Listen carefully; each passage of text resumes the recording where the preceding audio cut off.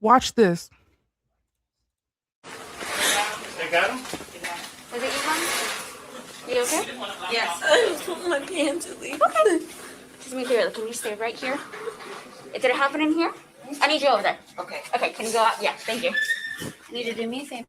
I know you want to put pants on right now, but I need people to come talk to you really quick. So, can you just hang tight for me?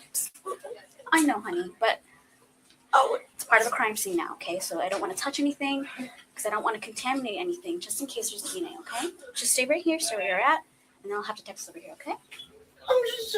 I know. You said you had marks on your legs? You said you had marks on your legs? I have marks on like help Okay. You don't have to pull it up. Johnson's, and of course he broke my glasses and pulled me by my knee. All right, so what happened? I was up here bagging, and another associate, she was on her way out the door, and she stopped me, and she said, well, there's somebody in the bathroom screaming for help, and I didn't want to go in and check it by myself. Will you go with me? Understandable. We came back, and as soon as we opened the door, she was coming from under the stall. So she was crawling out from underneath it? Yes, Okay. and screaming. And she said, Okay. I just crawled from underneath the thing. I asked him if I could put on my glasses, and he said, just stop so I don't have to knock you out. And he covered my mouth so I couldn't scream, but they heard me. And that's how she came in, and I just told her, I'm sorry. No, you're fine. You're fine. Fine. Don't worry about it. I have 2 kids. I just want to get back. and we grabbed her, and we proceeded to run out of the bathroom.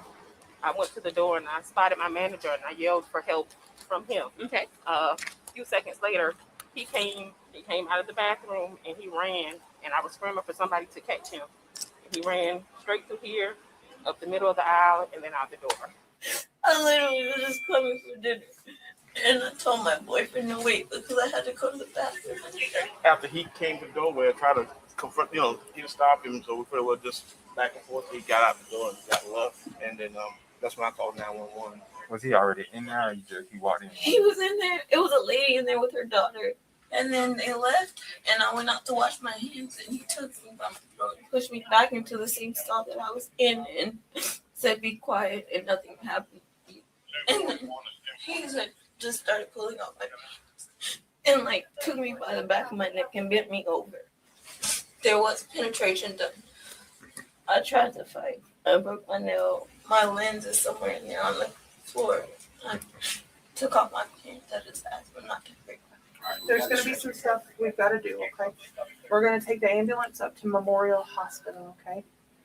We're going to check you in anonymously. Want to call for police? Yes. Where's my victim?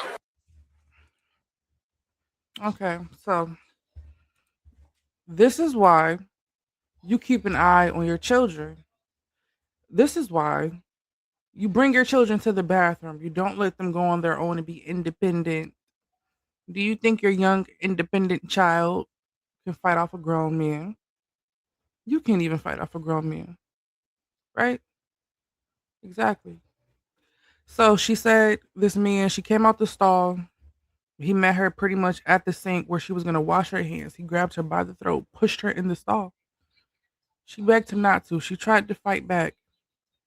In the end, he said, pretty much just stop so I don't have to knock you out. Do y'all understand the trauma that is when you're trying to get away from somebody and you can't? Like the helplessness, you know? Poor thing. She broke her glasses. Like there are marks on her body. Sometimes it take more than one hit to knock somebody out. So not only are you being raped, but physically assaulted, you just I would never be able to go back to a Walmart. That was a Walmart, correct? Then it's the bystander effect. The first person hears this lady yelling for help. So now she's walking around the store for another employee. No sense of urgency. Call the manager. All y'all have radios, right? There's security in the store. Y'all quick to try and stop somebody from stealing baby formula, diapers, food, right? Y'all have urgency for that, but not this. So with that being said, right? Because also the other employee said that the man came out the bathroom and was running toward the exit and she was yelling for somebody to stop him. Nobody did, right? Bystander effect. Nobody wants to hop in. They're waiting for the next person to do it. Now, it's one thing to have intuition and be wary of what you're putting yourself into. And then it's another to just be like, oop, that's not my business. You know, I just never understand it. I end all my lives will be blessed if you can't help the next person. That's how I live my life. Those are the morals and the code that I go by. But I understand not everybody is that way. I had an incident where I was drowning at Six Flags, an amusement park. So there are lifeguards. You're surrounded by children, family, men, women, everybody having a good time. I think I made eye contact with somebody while I was drowning, and this person didn't yell for help. He didn't ask somebody else to assist me. He didn't assist me. He just looked around to see if anybody else noticed me drowning. Nobody helped me but my sister, the person that I went to the amusement park with, who knew I wasn't the strongest swimmer and that I was missing. That was not the first time I was in the act of drowning. Obviously, I never drowned. I'm still here. But I've been in the act of drowning several times. Very traumatizing. Either way, I know what it's like to be the victim of the bystander effect. And I think maybe that's why I will put myself in a situation for the next person.